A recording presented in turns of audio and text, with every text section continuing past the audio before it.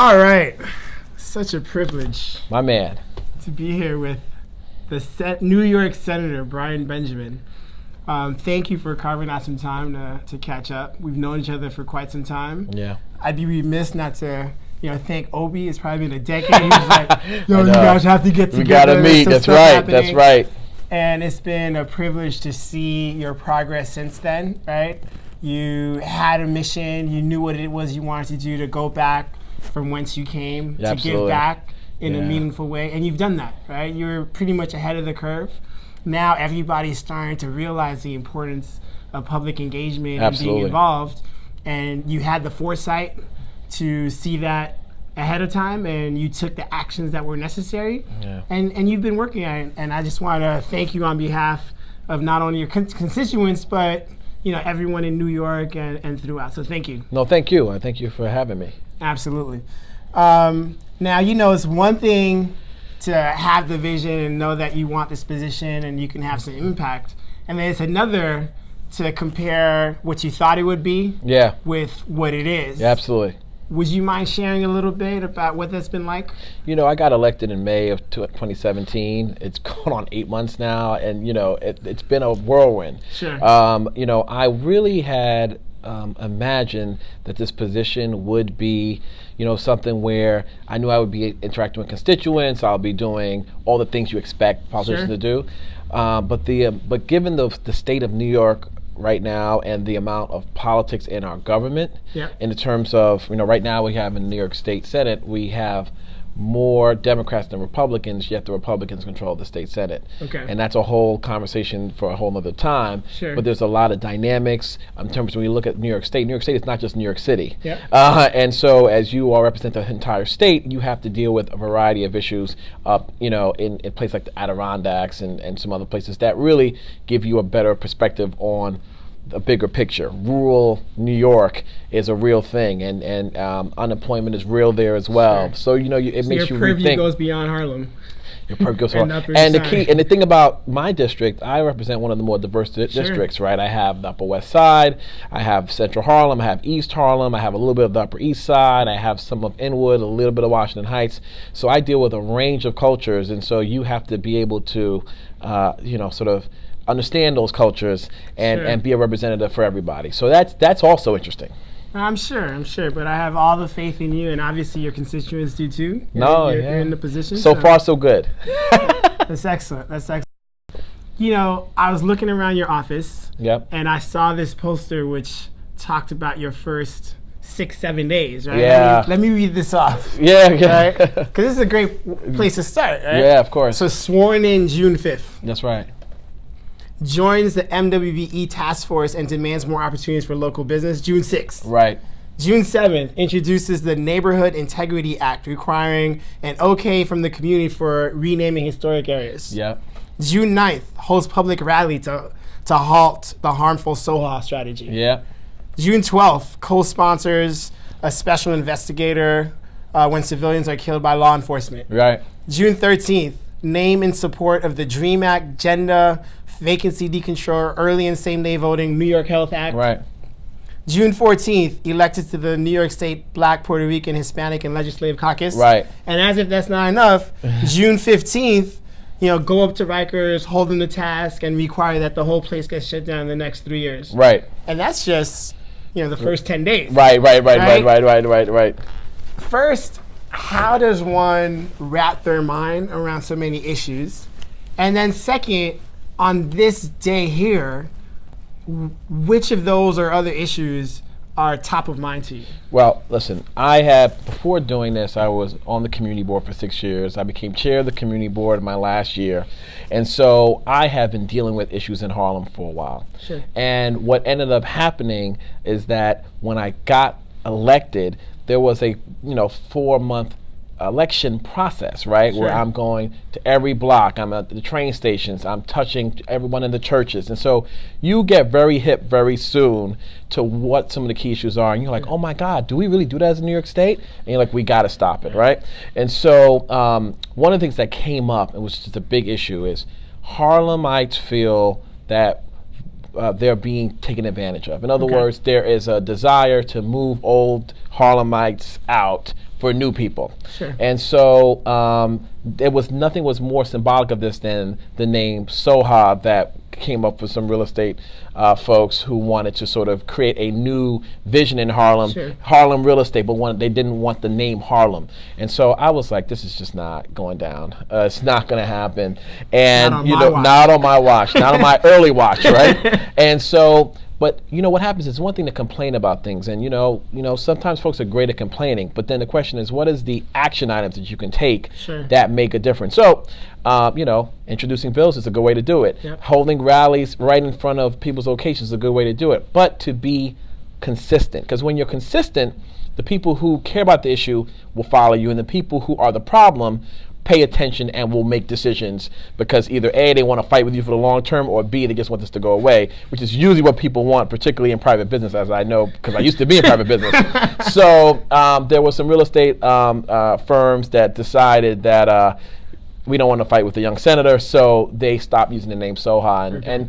But then what ends up happening is then everyone else comes to you with their issues and items, and you decide what you think is worth your time and what's not. Sure. The biggest issue for me right now is the criminal justice reform system. We have I didn't even know how bad it was until I got here. Okay. About 85% of people who are in Rikers Island right now are awaiting trial. Okay. Another 75 to 80% of them are can't afford bail. That's the reason why they're there. Sure. So meanwhile, you have drug lords who can pay bail at whim. Then you have folks who are accused of petty stuff who can't get together the $1,000. But when you go into a place like Rikers, I don't know if you've ever been, but when you go, the location, the culture of that location changes you automatically. Sure. I can't tell you how many mothers have come to me and said, the young man I gave to Rikers was not the young man who came out 3 weeks afterwards. Look, I have one of the worst stories I ever lived. Came through Rikers. A young man, relative, who was a very thoughtful, caring person. He got caught up. I think he was in a car that had some weapons. Mm-hmm. He got taken to Rikers. He was probably 17 or something. Yeah. He never came home. Oh, man. He died at Rikers. Yeah. Right, and it speaks exactly to what you're saying, and it's horrendous. I don't think most people realize how bad it is, but literally you get these people who go in, and for those loved ones, like the people who know the individuals, they know that person was like a young kid who had their future ahead of them. Yeah. And they never come back. And the real question is, who is a threat to society? How do we define that, right? Sure. I mean, we're spending $270,000 per year, aka $700 a night, to have one young person, primarily young person, in Rikers overnight. And why are they there? Are they there because they are a threat to society, i.e., if they were out in society, they will be killing people, raping kids, doing this, doing that, or they're in there because we're using it as a holding pen for all kinds of other issues, because we're using it as a mental health facility, et cetera, et cetera. And so for me, I want to shine a light directly on this issue and be like, who do we have there? Because I can promise you, if it wasn't primarily young Black men and women of color, young Latino men, Hispanic men, young men of color, they want this thing would be addressed, right? Because right now the level of attention that's going on to the opioid crisis, and by the way, it's a big issue. Sure. But part of what's really driving it is who's impacted. Exactly. And so, it's incumbent upon me as the senator for Harlem to be focused on who's impacted from our neighborhoods, and it's just not getting the same level of advocacy. Sure. And so I saw that as the biggest issue when I came in, because I just felt like there was not enough noise on this. Sure. And so I'm hunkered down on it, and there's all these issues around it. I mean, we need faster trials. We need we need the prosecutors to give the defense attorneys evidence. Once you have the evidence, just turn it over. Sure. You're holding the evidence. You're trying to get people to do pleas. You're trying to cut deals. We shouldn't be having people's lives at liberty with this kind of stuff. And we need bail reform. There should be no cash bail.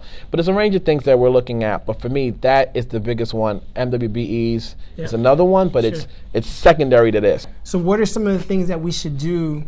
So A, what are some of the things that you're working on in order to address this issue?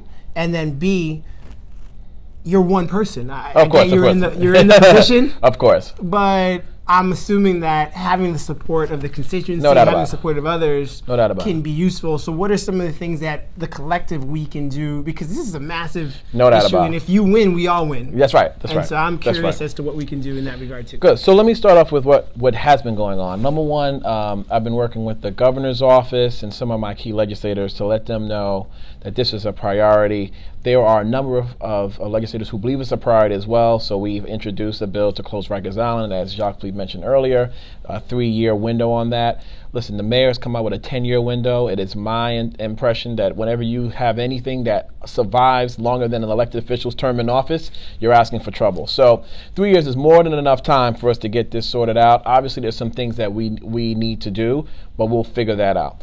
Also, but in order to do that, we have to reduce the prison population. Right now, we have about an average daily population in Rikers about 9,000 individuals. A number of them are there, and we're not sure if they should have been there in the first place. One is, trials take way too long, so we have a bill we've introduced to try to have faster trials. It's called the Speedy Trial Bill. Mm-hmm. Also, defense attorneys need to get the evidence in a timely basis so that they can make the appropriate decisions for their clients. If you're guilty, then you're guilty. If you're not, then you want to know that so you can make decisions. So that's called discovery. So we have a discovery law bill that we're focusing on. And lastly, bail. We really need to reevaluate how the bail system works. So we've come up with a bill to end cash bail. We don't believe that you should have to pay cash for bail. And so we believe that some of those amendments can really heavily reduce the population. So much needs to be done. What can the collective we do to be supportive of this effort? Well, part of this is that we have to have an honest conversation about who's in jail, what's the definition of threat to society, who do we believe as a society should be incarcerated. Mass incarceration is stated because it is mass and it's not based upon who should be there. So that's incumbent upon both of us. We've got to take much more action on this. But I'm working with groups like Just Leadership USA. There's a lot of advocates out there who are focusing on this, but we have to do more town halls, more forums, more conversations, so that everyone is like, wait a second, this is wrong how this system works. And so that's what we got to do. Sure. And so part of it is going on our radio shows and churches, and I've already started that process, but this is going to be a big year for criminal justice reform. Yep. So there's going to be a lot of that kind of marketing and activism that needs to happen. But, people like yourself got to take ownership of these issues as well, because these are our young brothers and sisters. By the way, we have some women who can't find husbands because they're in Rikers and they shouldn't have been there in the first place, right? So we have got to do our part collectively to make sure this gets fixed.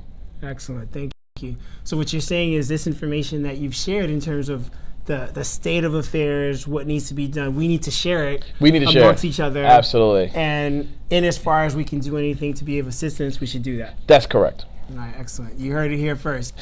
Now, before leaving, I'd be remiss, right? We've known each other for a long time. You've worn many hats, right? You're now state senator. Right. You've been in the private sector in finance. You've been in the private sector in real estate. You've gone to some notable universities. You've done a lot of things. Yeah. Right? And I'm sure most of it worked out perfectly, but I'm also sure that you took some risks.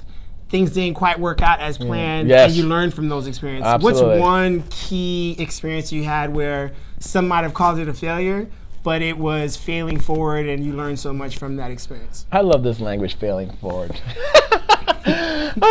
So anyway, in 2011, I ran for a local political seat. It's called district leader. It's one of those things that, it's a stepping stone seat, though it's something that really matters because your job is to be the advocate to the elected officials for your area. Sure. And I ran for this seat, some male seat in West Harlem, which is not where I live. I really live in Central Harlem. Sure. And I ran and I lost. And I lost because I wasn't really representing the neighborhood, right? Sure. I was at that point representing Central Harlem primarily, and the people said, we like you have all these fancy endorsements. I had Governor Patterson endorse me. It was just crazy. The operation that I put together, I raised all this money. You would thought I was running for mayor the way I was acting. But I did all those great things, and the people said, not you, because we don't know you the way we should. You don't fight for us, and we want someone who we know is going to fight for us.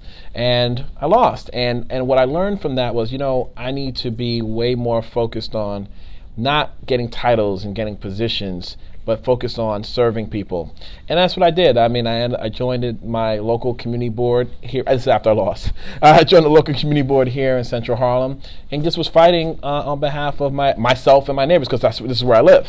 And one thing led to another, and this opened up, but I would have not been in a position to be elected if I hadn't made the decision to join the community board. I ended up becoming the chair of the community board, fought for a lot of important local issues that when it came time for election, people said, we're going with Brian.